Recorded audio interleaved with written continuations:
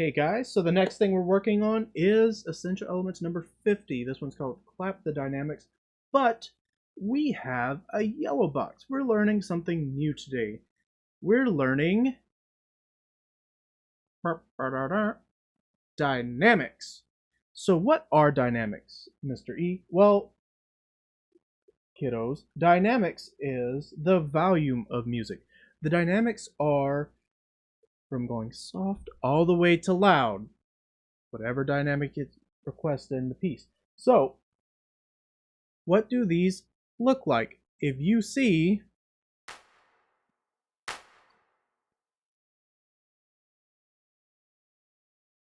you'll see a lot of these. You may see some of these, or you just may see crescendo or dim. So, for right now, what we're going to focus on is the big greater than, less than symbols. For on these, wherever the open side of the mouth is the louder side. And what this means right here, this means to crescendo. All right.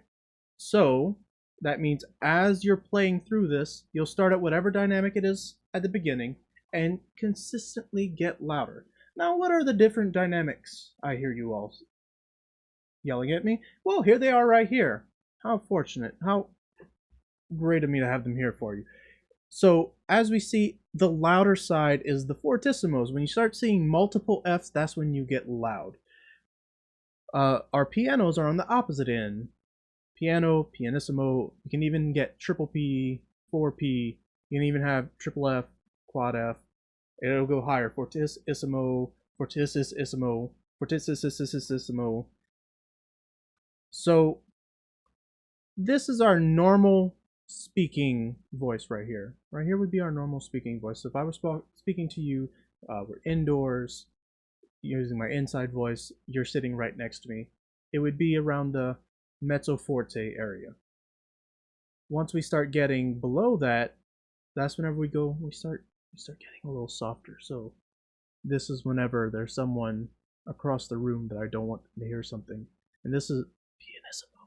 This is when I don't want someone to hear right next to us. Now, whenever we go back to our speaking voice and we start going higher, this is when I need to get someone's attention across the room. Hey, over there, what y'all doing? And this is when someone decides to say something not nice. And then I have to raise my voice and correct them. All right? Or when someone's falling asleep and I have to get their attention.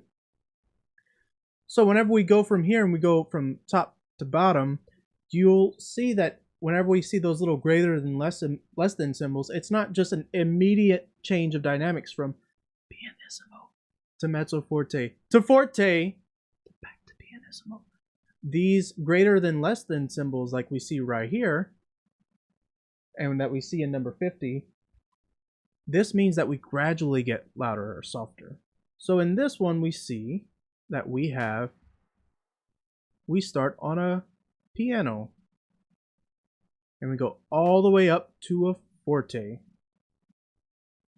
All right, so with this, it means in 4 counts, we're going to go from piano, 1, 2, 3, 4.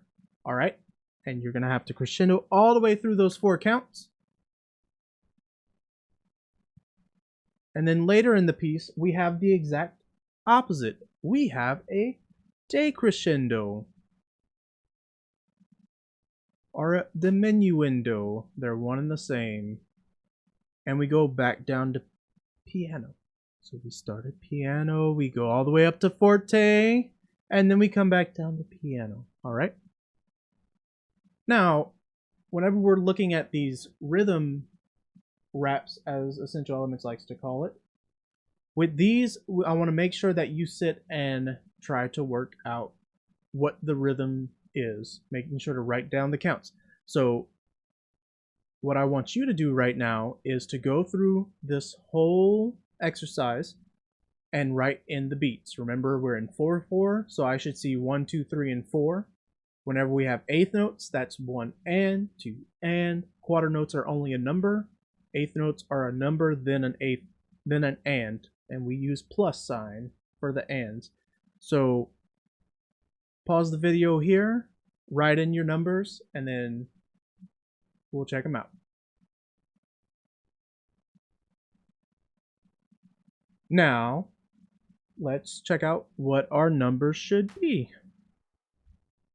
So, always the first note in a measure, the first thing we see will always be 1. Then, at the moment, we're always pairing up our eighth notes. Sometime in the distant future, eighth notes will not always get paired up, but right now they are getting paired up. So anytime you have a number, right behind it is going to be an and. So now we got 1 and. Obviously next, 2 and. Oh, and. Then this one helps us out because it starts breaking up the eighth notes. So the eighth notes, each full quarter note of eighth notes is going to be barred together. And sometimes we'll have 2 sets of them barred together. So here we have 3, and then the last note is going to be 4. Now we don't have an and behind this one because a quarter note takes up the full count. Eighth notes are only half a count. So we have 1 and 2 and 3 and 4. Right? Remember, note it when you're tapping your foot along. Numbers are always when your foot hits the ground. The ands are when your foot comes up. So 1 and 2 and 3 and 4. Our next group, remember, since we're in 4/4, once we finish beat 4, we're starting back on 1.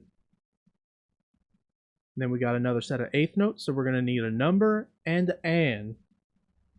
And since all of beat 1 was taking up, the only next option is start on 2. And then we have 2 quarter notes, so this is super easy. 3, 4. We got all the way through 4.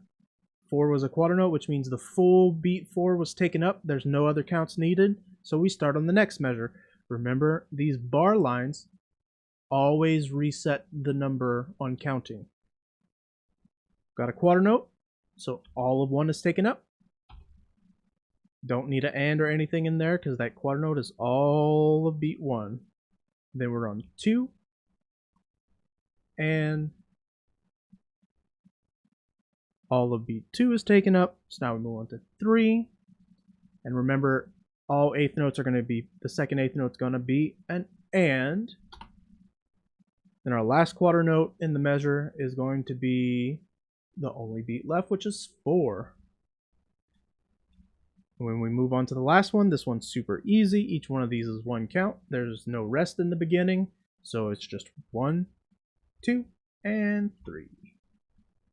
And then that's all of the counting for this. So when you do it, I want you to tap your foot, clap, and count the rhythms. If you can't do all of it at first on the same go, take your time, tap through it and count it, tap through it and clap it and count it, and then put it all together. So when we're doing this,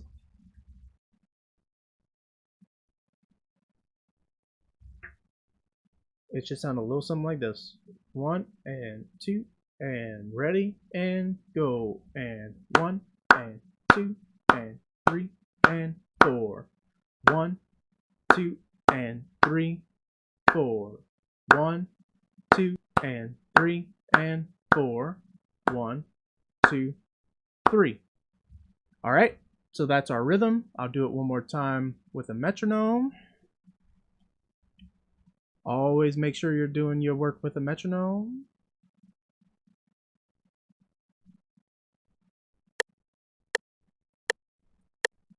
One, 2, 1, 2, and ready and go, and 1 and 2 and 3 and 4.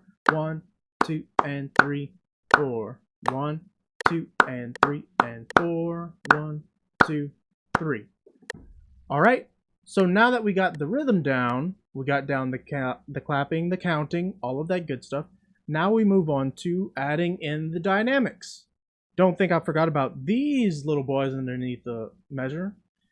So now we also have to make sure that we're keeping our dynamics matching the music. So we got to start soft, build up to forte, and then bring it back down. Now, one of the things is this is a 4 full count crescendo. So the softest note on this chunk, the softest note is this one right here, the first note. The loudest note is all the way right here. When we get to the second grouping of dynamics, this is the loudest note.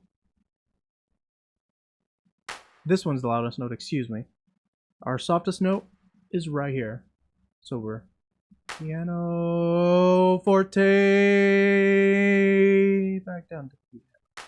Right? And we gotta make sure it goes over 4 count sets. Alright? So here we go. 1 and 2 and ready and go. 1 and 2 and 3 and 4. 1, 2 and 3, 4. 1, 2 and 3 and 4. 1, 2, 3. All right. So do that a couple times. Make sure that you hear a very big difference between the piano and the forte.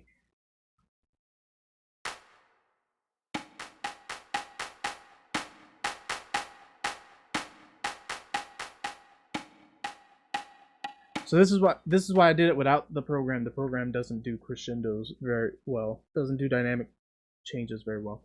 So remember, we start on piano, build all the way up to forte, hold forte for 4 counts. For 4 counts, we decrescendo all the way back to piano for 3 counts.